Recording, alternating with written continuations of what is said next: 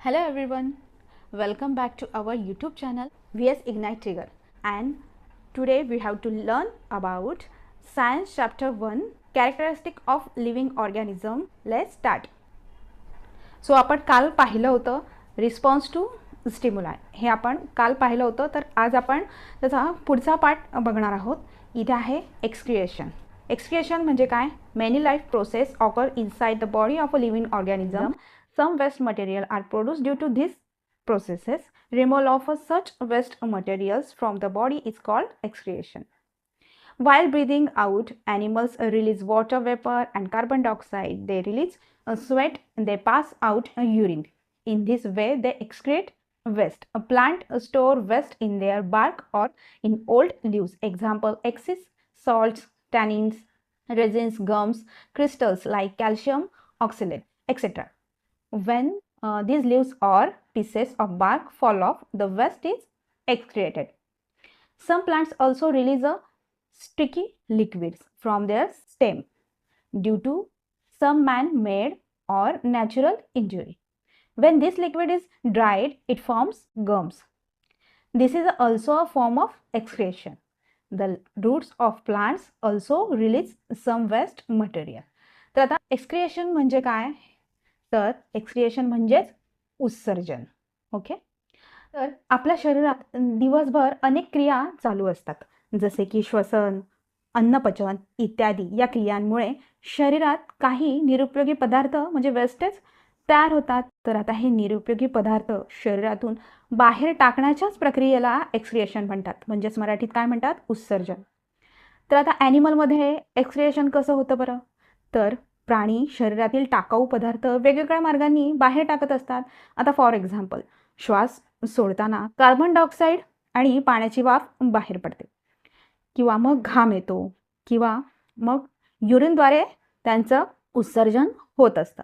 तर हे सर्व उत्सर्जनाची एक्झाम्पल्स आहेत. ओके. आता वनस्पतींमध्ये म्हणजे प्लांटमध्ये एक्सक्रिएशन कसं होतं? तर वनस्पतींनाही टाकाऊ पदार्थ बाहेर टाकावेच लागतात. तर ते पदार्थ कोणते आहेत? तर प्लांटमध्ये वेस्टेज कोणते असतात? तर क्षार असतं, टॅनिन असतं, राळ, ढिंक, कॅल्शियम ऑक्सलेट. तर यांसारखे स्फटिक खोडाच्या सालीमध्ये किंवा जुन्या झालेल्या पानांमध्ये ते साठतात, आणि ती पाने आणि सालं गळून पडली की त्यांचे उत्सर्जन होते, म्हणजे एक्सक्रिएशन होते.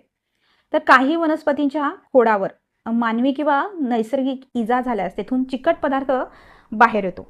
तो वाळून कडक झाला की तिथे डिंक तयार होतो. तर वनस्पतीमध्ये एक्सक्रिएशन अशा प्रकारे होते, आणि वनस्पतीच्या मुळाद्वारेही काही पदार्थांचे उत्सर्जन होत असते.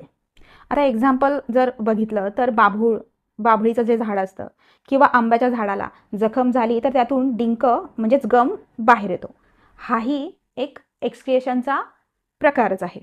तर आता एक्सक्रिएशन म्हणजे काय तुम्हाला समजलं असेल. आता हे आपण पाहिलेलं आहे. आता पुढचं आहे reproduction. Reproduction: every living organism produces another living organism like itself. The process is called reproduction. Some animals lay eggs. Their babies hatch from the eggs. Some animals directly gives birth to the young ones. Some organisms can even grow into the whole organism from the just a small part of their body. आता यामध्ये काय? तर प्रत्येक सजीव स्वतःसारखा नवीन जीव निर्माण करत असतो. या प्रक्रियेलाच रिप्रोडक्शन किंवा प्रजनन असं म्हणतात. आता फॉर एक्झाम्पल, कोंबडी अंडी घालते, त्या अंड्यांमधून पिल्लं बाहेर येतात. गाय, कुत्रा, मांजर थेट पिल्लांना जन्मच देतात. तर काही जीव शरीराच्या छोट्या तुकड्यापासूनही नवीन जीव तयार करतात. म्हणूनच पृथ्वीवर सजीवांची संख्या टिकून राहते. Most plant reproduce through seeds. Inside the seed there is a seedlings. Seed grows into the small leaves and roots.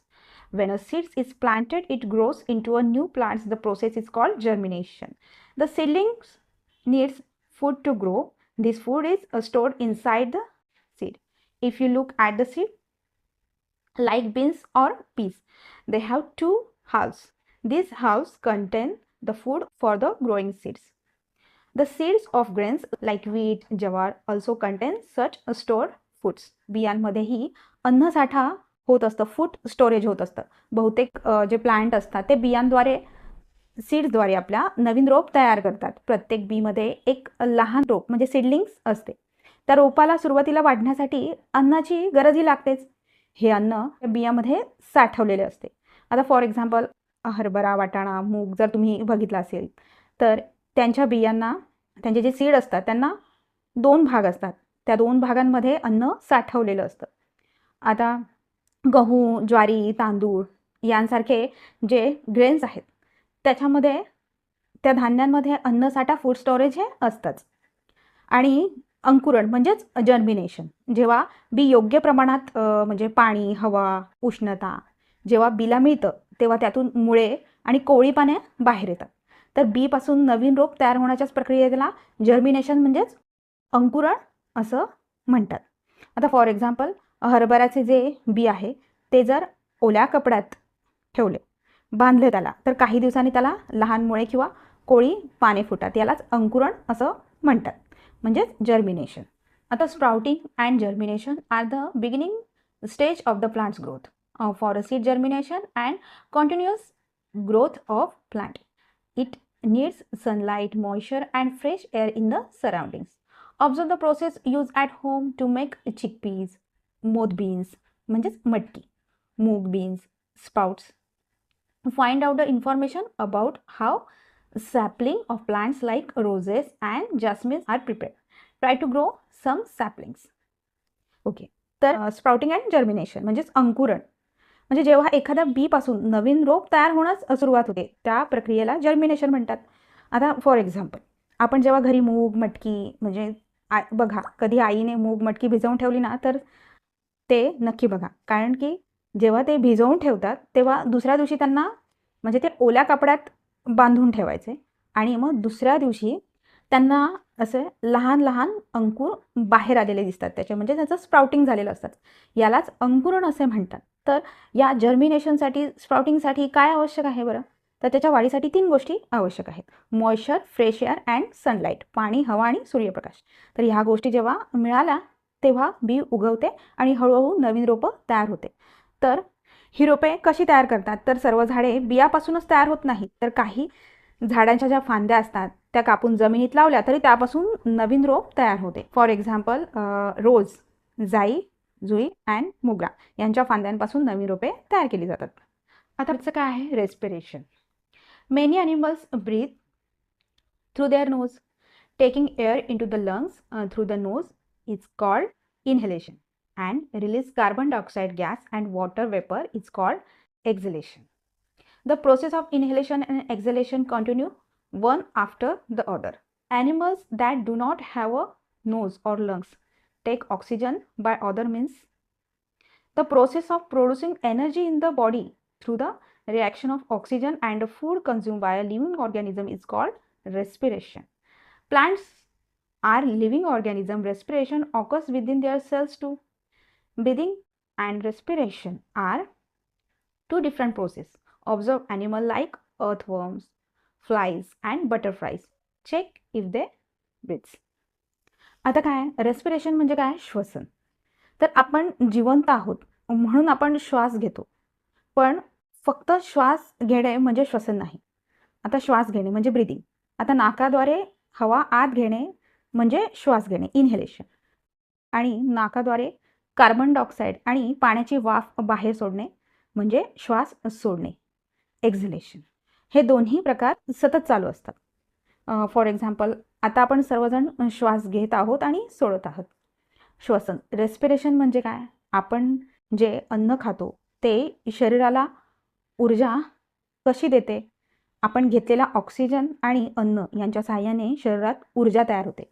या प्रक्रियेला श्वसन म्हणजेच रेस्पिरेशन असं म्हणतात. तर याचा सोपा फॉर्म्युला काय? Food plus oxygen that gives energy.